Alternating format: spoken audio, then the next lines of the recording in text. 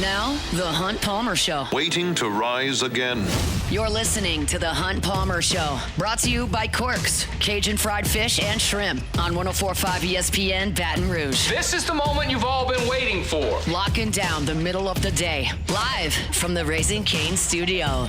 This is Hunt Palmer.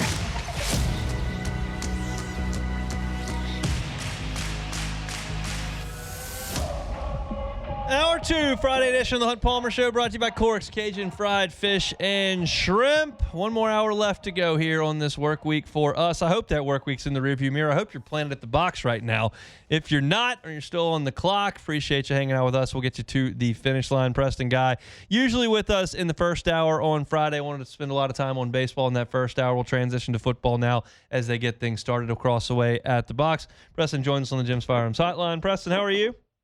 I'm just very honored that you would still have me here to talk about tackle football and first pitch. But, you know, I guess that just speaks volumes to my body of work at this point. Exactly. Look, I'll give you 33% of my mental bandwidth for the next 12 minutes. How's that? Look, honestly, it's about 32% higher than I was expecting. It's game one. If it was a regional, you'd be in trouble. But it's game one. There's 55 left after this, so we can talk a little bit of football. Can we start with Trinidad Chambliss coming back? LSU goes to Oxford in September. Yeah. Like, how big a deal is that for LSU? I know how big a deal it is for Ole Miss. Well, it means that this is going to be a colossal matchup, third week of the season, and I mean, guaranteed, well, let's say this. Unless LSU chokes against Clemson, which I don't find that to be super likely, but pretty much you're going to have a top 10 matchup, if not a top 5 matchup. Very anticipated. I mean, with Trinidad Chambliss coming back, it all but guarantees that this is going to be arguably the regular season game of the year. I mean, and that really, regardless of what happens down the stretch for that kickoff, you're going to have two very hyped up, anticipated teams.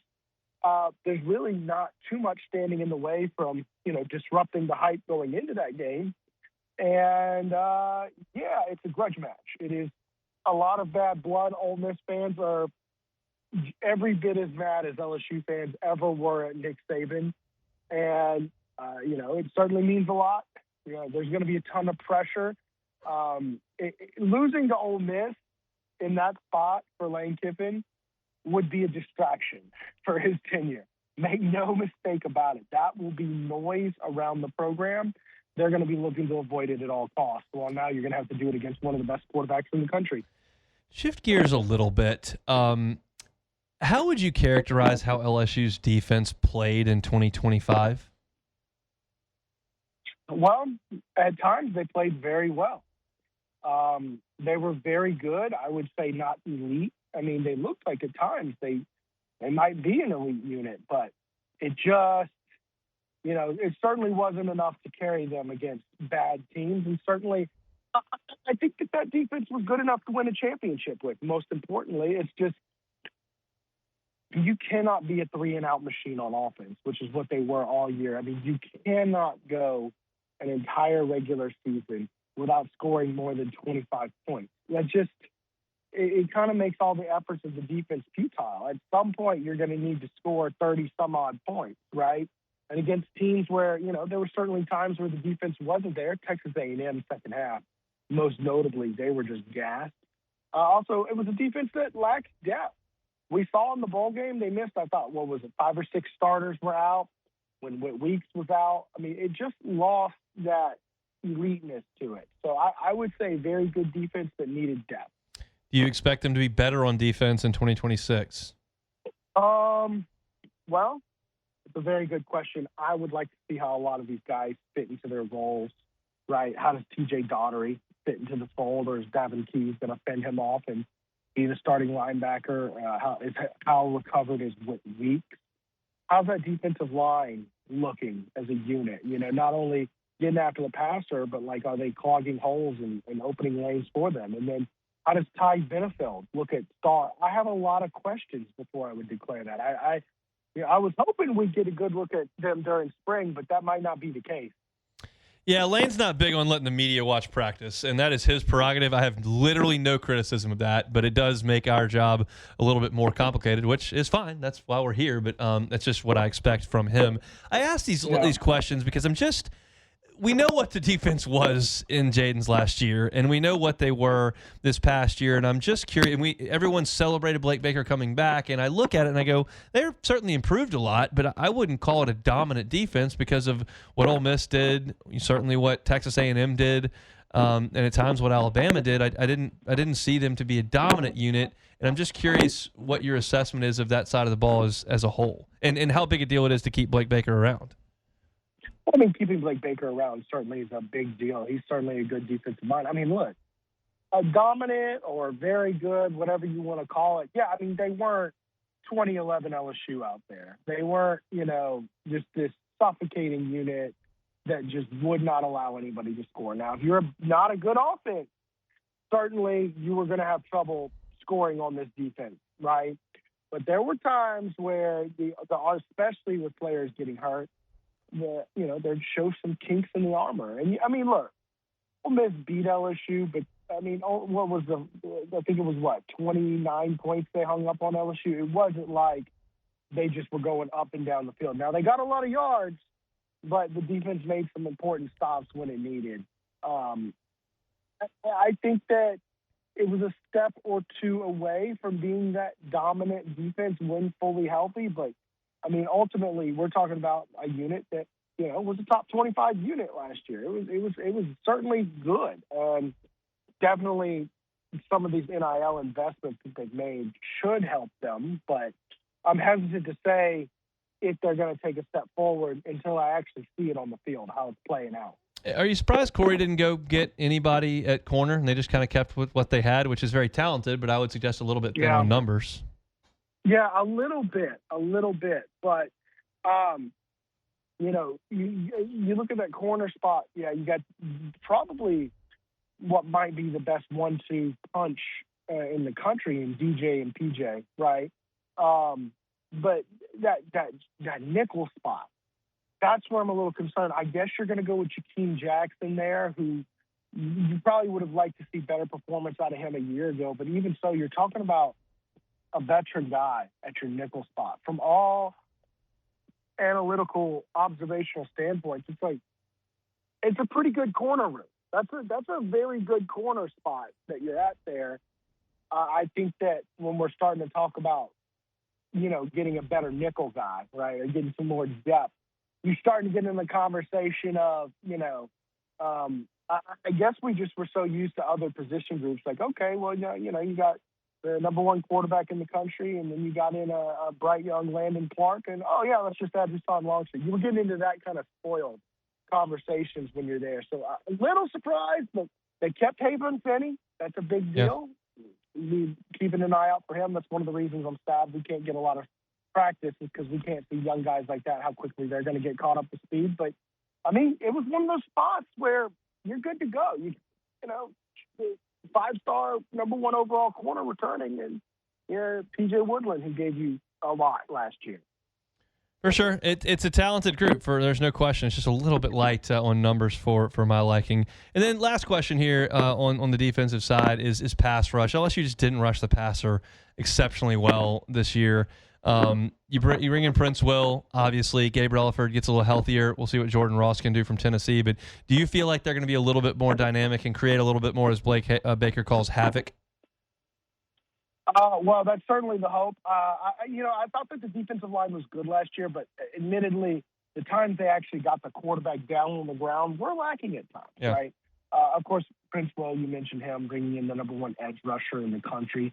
That's going to always help. I mean, basically on the defensive line, you connect a bunch of new guys. You're going to be talking about Stephylan Green is a guy who's going to be coming in for Clemson, who wasn't their best defensive lineman last year, but he was serviceable as can be. I mean, he's probably the third best defensive lineman. You're going to be, looking for a lot of guys. You're going to be looking for Don McKinley. Can he take that step forward and start looking like a 5-star guy. We'll see. I'm hoping for some plays behind the line of scrimmage. Didn't see a ton of that from LSU this year, at least in terms of their ranking in the Southeastern Conference. But Blake Baker's a heck of a mind, and they got a lot of talent on that side of the ball. So we'll continue to move forward towards spring football. This is coming up here in just a couple of weeks. Preston, we appreciate the time. Have a great weekend. All right, talk to you soon. Preston Guy with TigerBait.com. Give us a little bit of time here on this Friday. Our Friday shows are brought to you by Corks, Cajun Fried Fish and Shrimp. LSU and Milwaukee are underway from the box. Milwaukee's had a walk and a single off Case and Evans. They got runners at first and second with 2 out. We'll let you know how that works out when we come back, and we'll talk a little bit about what Trinidad Chambliss' case means for LSU and Ole Miss moving into 2026. That's next. The Hunt Palmer Show. Swing Easy Golf Club in Baton Rouge. SwingEasyGCBR.com is the website. Looking to play some golf this weekend? You don't have a tee time? That's all right. Call Swing Easy. Stop by. Segan at Perkins. You can stop in, play Pebble Beach. Here's the deal. You can play Pebble Beach while the pros play Pebble Beach. How cool is that? You can hit the shots that they hit. You can literally manipulate the swing simulator. You can watch Jordan Spieth hit a shot on the 8th hole, then pull up the 8th hole at Pebble, see how you do from that shot. Can put it in the exact spot. It's really cool. It's a cool week to be able to do it because Pebble Beach is a gorgeous golf course. The pros are playing it. You can do it at Swing Easy. You can get a mulligan, play the hole 5 times in a row if you want. Do like I did. Play it 600 times in a row. Actually, I would not recommend that. But get on by and see them. They'll bring you a bucket of beer there from the front, bucket of seltzers as well. They got a glass of wine for you. You can turn on the television, watch LSU baseball. You can do lots of stuff over there at Swing Easy Golf Club. Hang out. It's a great place to hang. Get a membership. They're online at SwingEasyGCBR.com. Segan at Perkins. Swing Easy Golf Club. You're listening to The Hunt Palmer Show. Brought to you by Corks, Cajun Fried Fish and Shrimp.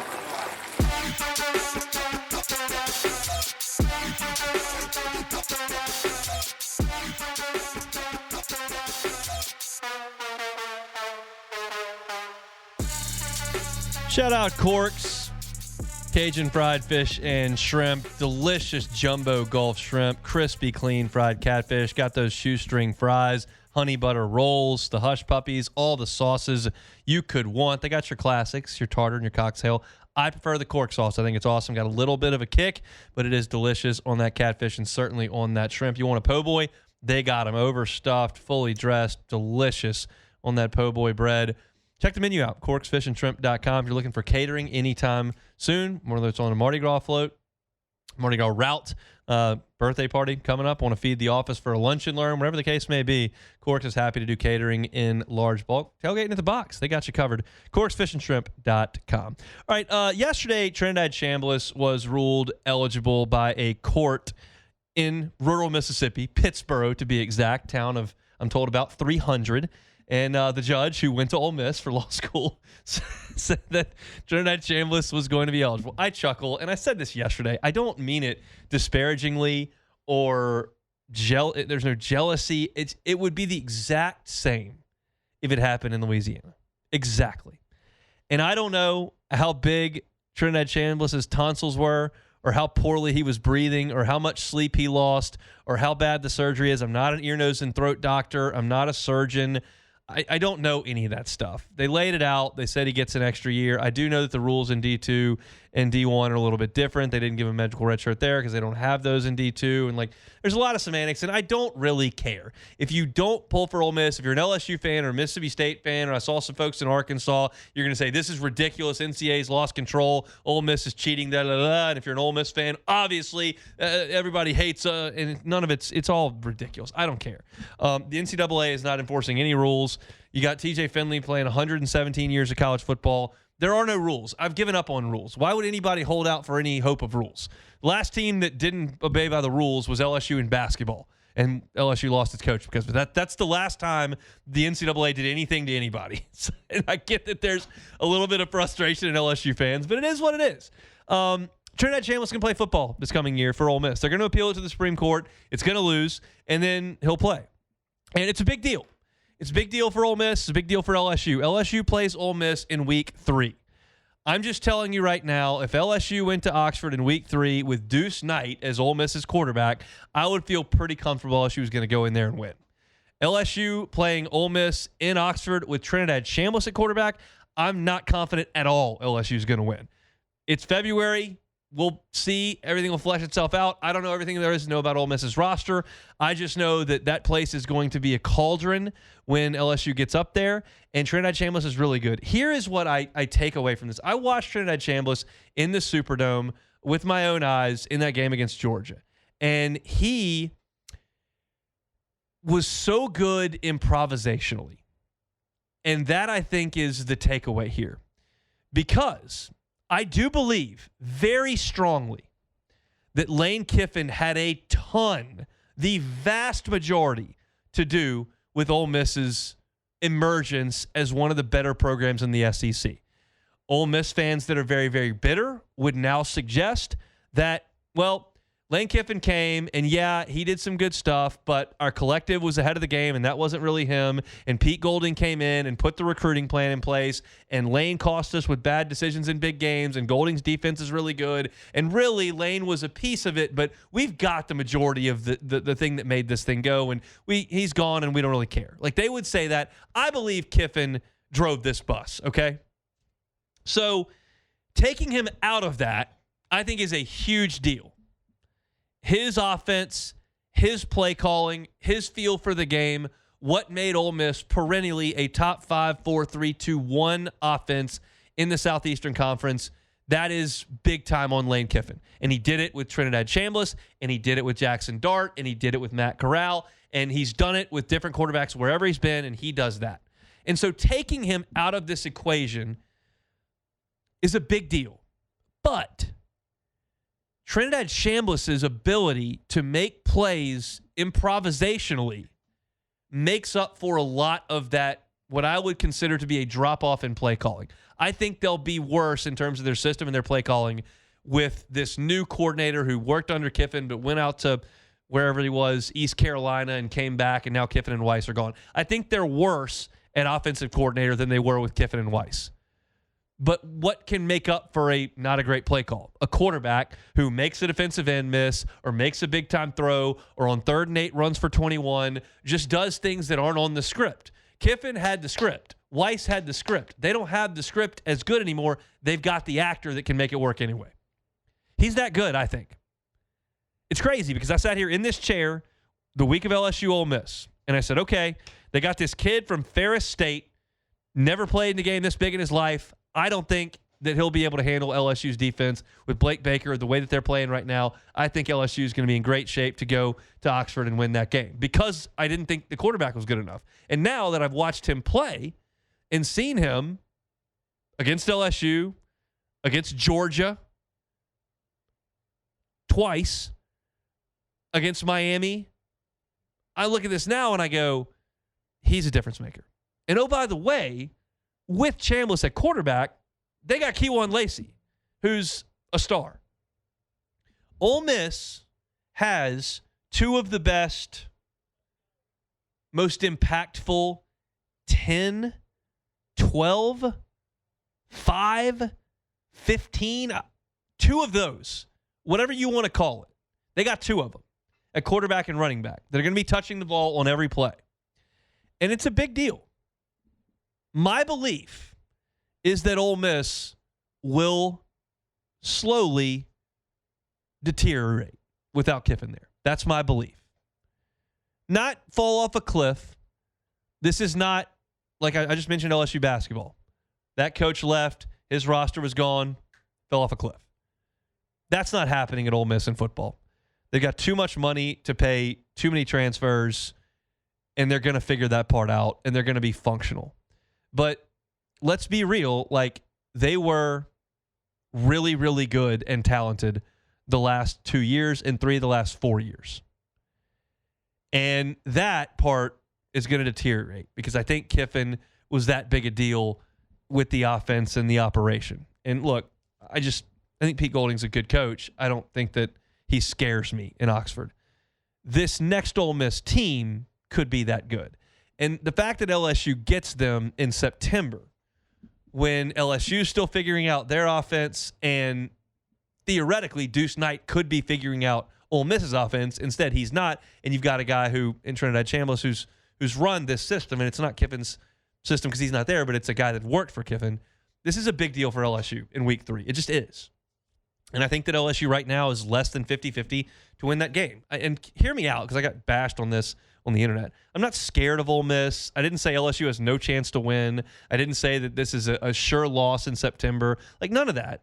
I just think that this makes Ole Miss a good team on paper. LSU's got to go on the road early in the season. And this is an impactful ruling to LSU's 2026 season that Trinidad Chambliss is going to play for Ole Miss in this game. So it's potentially alters the landscape of the SEC. And I'll be honest about it. I want Ole Miss to go away. I want Ole Miss to lose their teeth. I want the Matt Luke Ole Miss. I want the end of Houston Nut Ole Miss. That's the Ole Miss I want, okay? If you're listening on radio, I've got on an LSU shirt and an LSU hat. If you're on YouTube, you got that. I want the worst for Ole Miss. And right now, you've got an Ole Miss that is directly impacting LSU with the hatred they've got for LSU's program, their recruiting plan moving forward, and the fact that they're on LSU's schedule for 4 years. They are an impactful program to LSU based on those factors. Geography, coaching staff, recruiting plan, schedule. Ole Miss is involved in all of that. So the more quickly Ole Miss goes away, whether that's overnight or it takes 20 years, the more quickly, the better for LSU. And the ruling yesterday, as easy as it was to see coming, because of that, it's impactful to LSU. And I don't think it makes me a wuss or worse to suggest that I'd rather Deuce Knight play quarterback for Ole Miss than Trinidad Chambliss. The guy got $5 million yesterday. Good on him. Those are the rules. The rules are you go to court in Pittsburgh and the Ole Miss judge gets to rule on it. And apparently, the NCAA attorneys left in the middle of the reading of the ruling, which apparently took like an hour. And I couldn't help but get this image out of my mind. It was the same thing as when Bo Wallace, Ole Miss's old quarterback, in Tiger Stadium left before the game ended because he was ticked. It's like this is a Bo Wallace situation. These attorneys are leaving before the gavels that even been tapped. It's like Bo Wallace leaving before zeros hit the clock. But he did, and, they lost. Ole Miss wins that one. And the Rebs will have Trinidad Chambliss and Kejuan Lacey next year playing for them, and I think that's going to make them a pretty damn good team next year, unfortunately. I'm hoping for the demise. I just don't think it's here in 2026. We'll see. All right, we'll take a time out. When we come back, get you caught up on Score from the Box. It's 0-0 in the top of the second. We'll talk some LSU. It's next. The Hunt Palmer Show. One Bath and Closets. OneBathAndClosets.com is the website. David Duvall and his team, 30 years redesigning and remodeling bathrooms and closets. Look, safety's a big deal, especially as folks age. So if there's someone in your life, in your family, that's getting older, wants to stay home, and you feel like the bathroom might be a hazardous situation, do what you can to mitigate against that loss. Have David come in and put in non-slip floors. Have David come in and put handrails in slippery places. Have David come in, put in a walk-in tub for comfort and safety. Have David come in and put benches in the shower. All these things can help mitigate against the risk that can show up in a bathroom. He does it all the time. If you haven't thought about that, and me saying it goes, that makes a lot of sense. Go check him out online, onebathandclosets.com. You can see fantastic pictures of his great work. You can see reviews from his satisfied customers, and you can get that free consultation online to get that conversation started. And they'll tell you financing options are available if you choose One Bath and Closets, 0% for 18 months. One Bath and Closets, find them online, onebathandclosets.com. You're listening to The Hunt Palmer Show, brought to you by Quirks, Cajun fried fish and shrimp.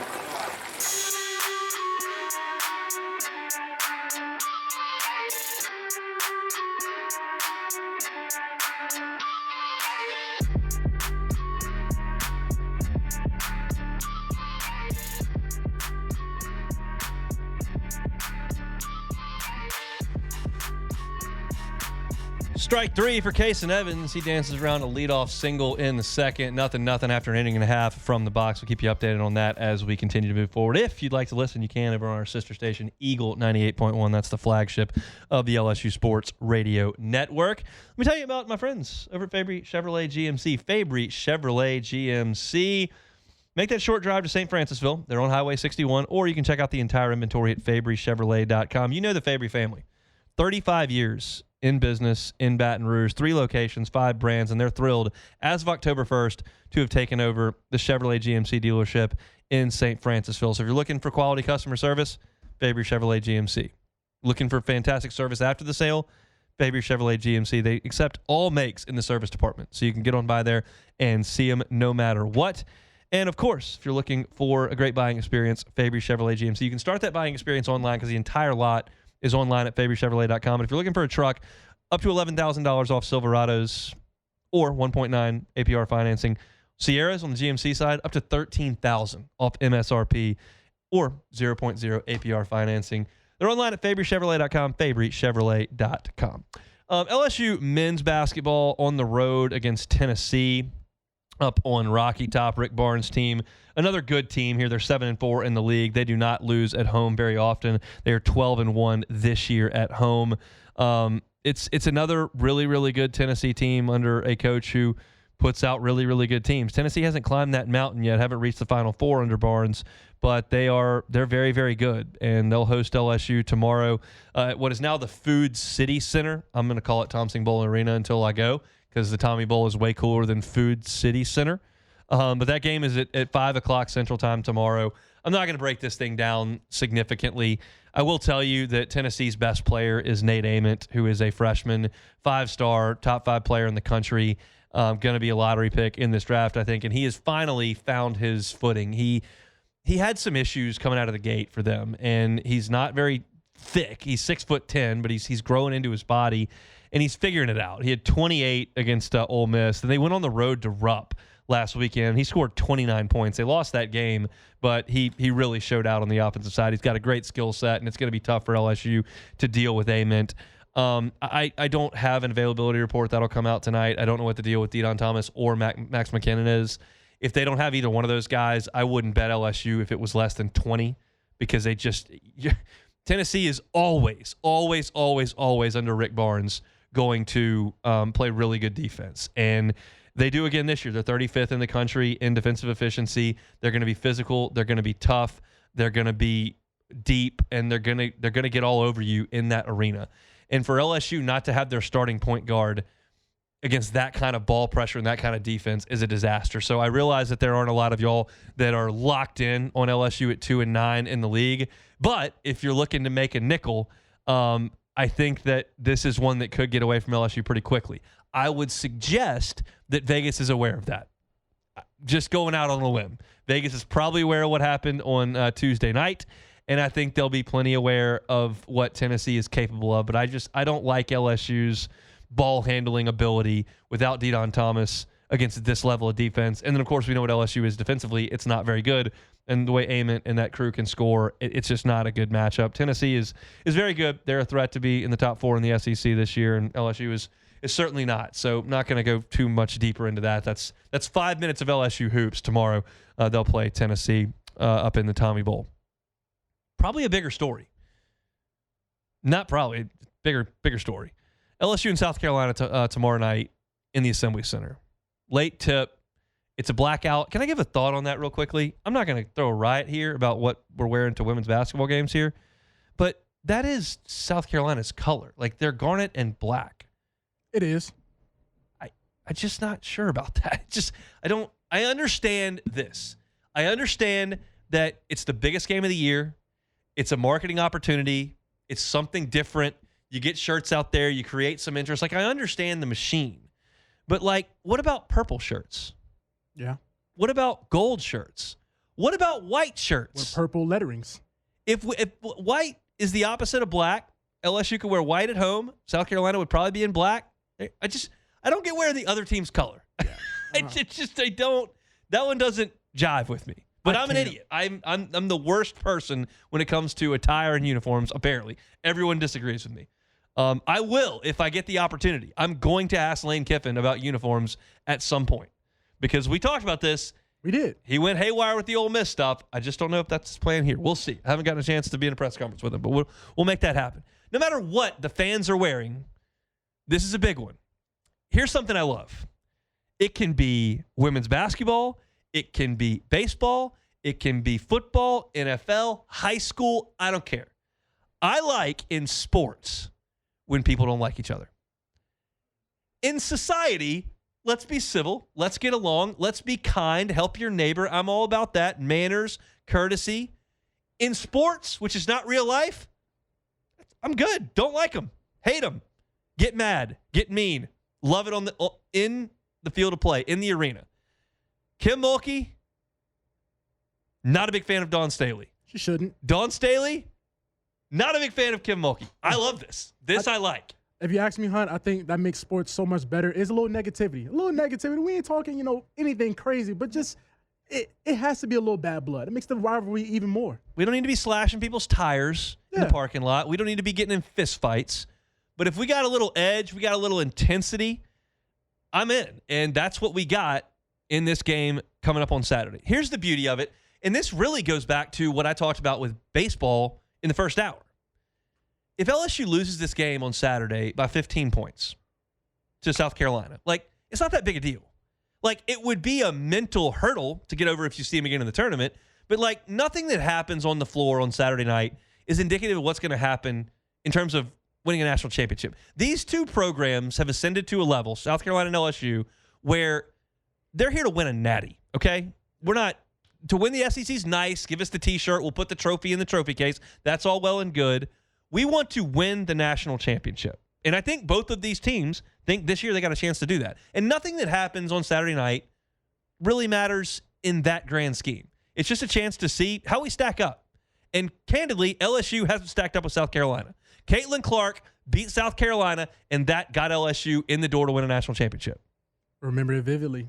And honestly, everybody wanted that matchup because I'm not mistaken. I think Aaliyah Boston was still at South Carolina. She was player of the year. Yeah, so everybody wanted that Aaliyah Boston versus Angel Reese matchup again. So, you got to be lucky. You can't. There's a little luck involved in everybody's championship run. Here's my thing with that, and this is I disagree so vehemently with the fan who says, I want to play the best team in the nation. Give me the best team in the nation. I said a month ago, I would really rather play Ole Miss without Trinidad Chambliss. I'd rather play him with Deuce Knight. And I got people coming at me on the internet, oh, you're so weak. That's pathetic. We want to play the best team possible.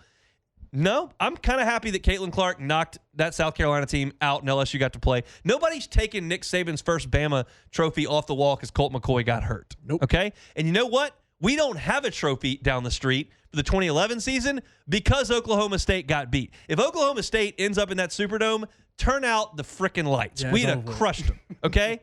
And that's I just like to win. I'd rather play who's on the schedule as opposed to who's the greatest team that ever played. So I'm of the mold, I'm good playing somebody else if that happens to work out. I was good playing Coastal Carolina in the Natty last year. I didn't really want to play Arkansas again. I'd played them enough. So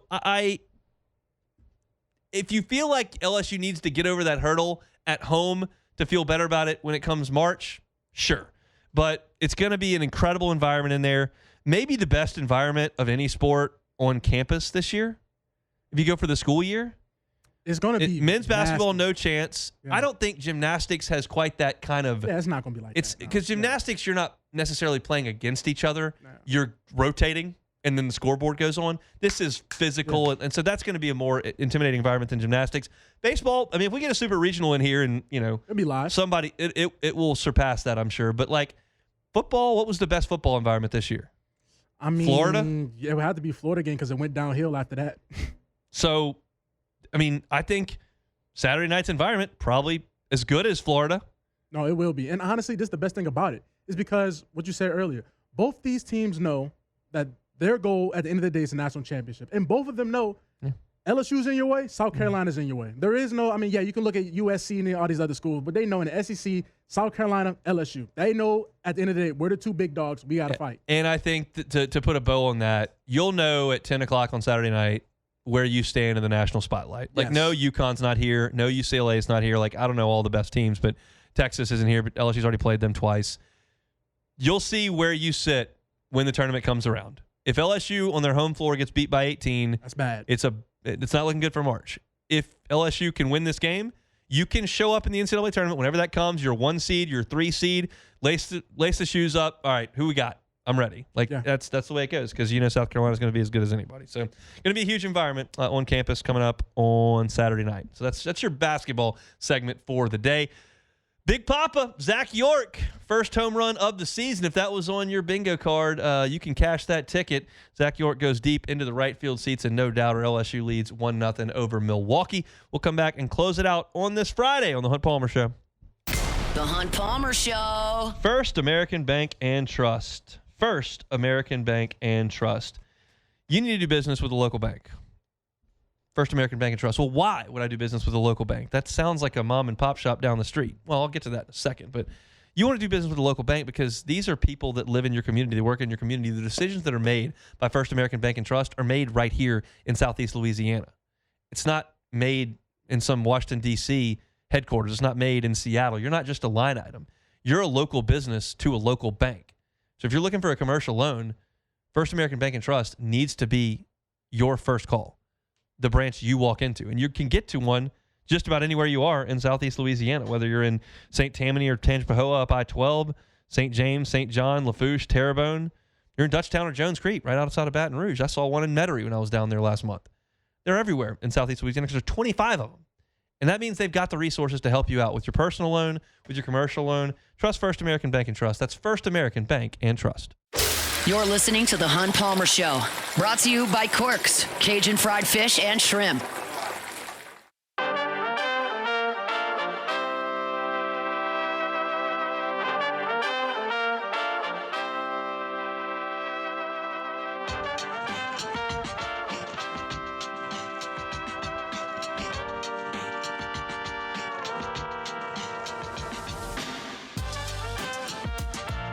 Friday show is brought to you by Corks, Cajun Fried Fish and Shrimp. Check out the menu, corksfishandshrimp.com. Delicious crispy fried catfish, that jumbo Gulf shrimp. You can't beat it. Seafood recipe born right here in the seafood capital of the world, South Louisiana. Go by and see them. Government between Foster and Jefferson. Everything pretty much on schedule for the Southeastern Conference in the early action today in baseball. Great win for Oklahoma over at Arlington and Globe Life Field. Cam Johnson, 6 very, very strong innings. He only gave up 1 run and struck out 11 for the Sooners. Of course, former Tiger, who was here for a year. He's now the front of the rotation for Oklahoma and did a really great job against Texas Tech today. Oklahoma wins 10-3. SEC off to a good start in that tournament. South Carolina took a while to get going, but they're up on Northern Kentucky 5-0 in the bottom of the 8th now over in Columbia. Georgia has an early lead on Wright State 2-0 in the top of the 3rd inning, and LSU, the only other team still in action already this Friday on opening day. The big matchups today for the SEC are all over there in Arlington. You will see, let me find that next one to be sure. Yeah, at 4 o'clock, you will see TCU and Vanderbilt from Arlington. And then the nightcap tonight, Arkansas and Oklahoma State will play. That'll be a big one, and we'll see what Gabe Gackle can do on the mound for the Hogs against a pretty good Oklahoma State team, most think. LSU right now leads 1-0 over Milwaukee. Zach York with a solo homer deep into the right field seats. It's been a bumpy start for Kason Evans. Issued a walk in the first inning, given up a couple of hits. He's already issued a leadoff walk here in the 4th inning. He certainly pitched out of any trouble that's been there and hasn't necessarily been on the ropes in every inning, but has not been at his best to this point. So I'll have a story written on LouisianaSports.net tonight, have one all weekend long, and then on Monday when we have our show, LSU will play at 3 o'clock against Kent State, so we'll go right up to first pitch for LSU and Kent State. So we'll have the first hour to really recap the weekend that was, and then we'll get the lineup for Monday, and we'll talk about that game with Kent State coming up in the second hour. So excited for that. It's Mardi Gras weekend. Big plans, Jordan? You hanging out on the route this weekend? Oh, most definitely. I wish I was doing something Saturday, but unfortunately it's Valentine's Day. It is. Yes, I said unfortunately, so people are like, oh, yeah. But Sunday, yes, we're gonna be uptown. Toph. You like that? Yeah, with Toph Devin. is an underrated parade. It's very, time. very kid friendly, and we've gone a bunch of times. We're going this year with the Myers man. He loves it. Yes. It's not as chaotic as Bacchus can be that night. Early. I see It's early. It's at noon, so Yeah. it's a good afternoon, and the weather's going to be awesome. I'm a big Toth supporter, so looking forward to I'm being out there as well. And then we're coming on back. I gotta watch the end of the baseball game on Sunday, but looking forward to that. You're not all tuned up for Valentine's Day, Jordan? Well, it's. I don't want to say nothing. There's a lot of pressure on you. A lot of pressure on you. There's Very. some expenses involved. I understand. Yes, and it's Mardi Gras on a Saturday. That's really the issue. How old are you? I am 25. You're 25. Okay. Yes. there's light at the end of the tunnel. I am 38. Okay. My wife is 37. Our anniversary is the 26th, so it's 12 days later. We just don't care about Valentine's. This is not like a trick that like, oh, she said she doesn't care, but she really does care. Yeah. We've had enough under our belt now. I might get a card when I leave the studio today. I might not. We'll see. It's just out of the equation at this point. Well, you got the 2 weeks later, so it's like, okay. Yeah. You and then you told me your whole Christmas situation, everybody's birthdays in December. Yeah, they're all and all the that. same. Yeah, so that's a little breather from that, because that's crazy. That December was ridiculous. 25th, 27th, and 30th. Yeah, no, sir. Keller's coming up March 5th, other birthday, and then we're done for the year. Well, Turn out the lights. Well, I guess technically not. I'm about to say not really end of the December. I was year. like, well, not really, Just feels like It's a I'm lot of done with the blitz there at the end. We got any take it or leave it? Of course we do. Come on now. Take it or leave it. Take it or leave it. Take it or leave it. Today's hottest stories in sports, news, and sometimes even Hunt's life. The question is, will he take them or leave them? All right, everybody's favorite / non-favorite NBA player, Chris Paul, was CP3. waived today by the Toronto Raptors, and he announced that he's retiring from basketball with a 21-year career, 12-time All-Star, 11-time All-NBA player. But unfortunately, this is the end of the road. So this is one of the worst farewell tours we've seen. Take it or leave it.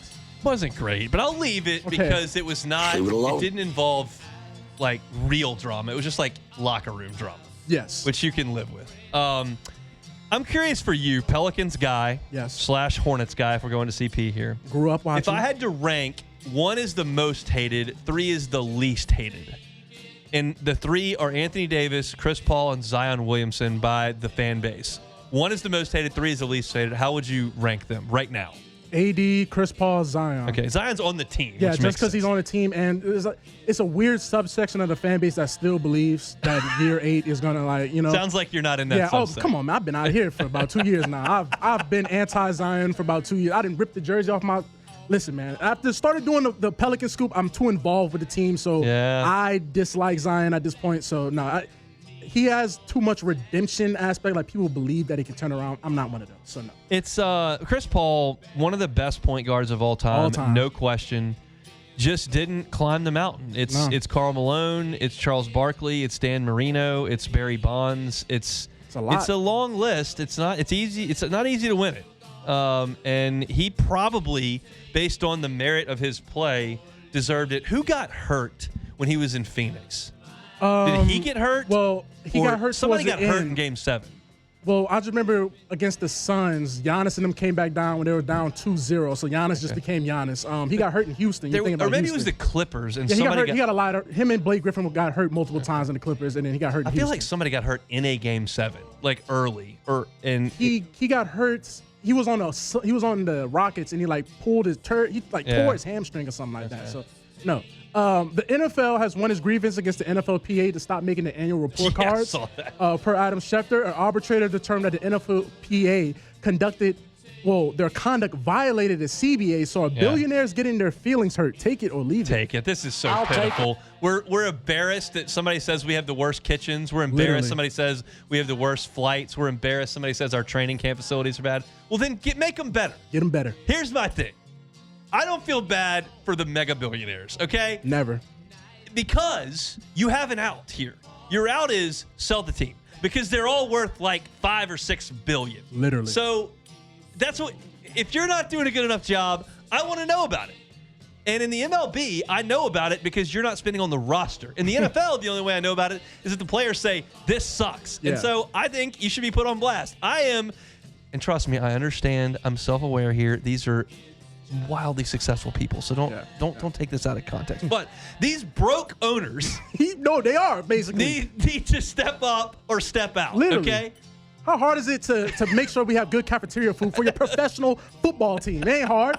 It ain't hard. How hard is it to put Wi-Fi in the airplane? It ain't hard. This is weak. I mean, come on, man. Weak. So to wrap it up, the Bleacher Report did the team's top trade assets. And for the Saints, they have Chris Olave as their top trade asset going into the offseason. So it's coming off an all-pro campaign. Trade Chris Olave. Take it or leave it. I'm going to leave it. I mean, he's your best receiver right now, and you're trying to build around a quarterback. Plus, if you trade him, he's got 1 year left on his deal. You're not going to get anything back. Nothing back. He's not controlled long enough to get enough assets. So no shot he's tradable at all. I mean, you want to no, I don't even want to hear it. They got to pay Chris Olave and have him. But you could have made the argument in mid-October like you need to not pick up the option, whatever. Yep. But at this point, what he did with Shock, come on, he's got to be on the team. I'd be happier if he was the number 2.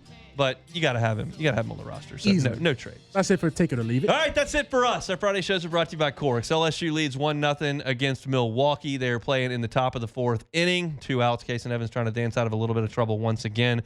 We're going to be reacting to it all. Come on Monday's show. We'll be writing about it all weekend at LouisianaSports.net. If you missed any of our show today, you can catch it on demand wherever you find your sound. Matt's going to drive you home on After Further Review. We are back Monday.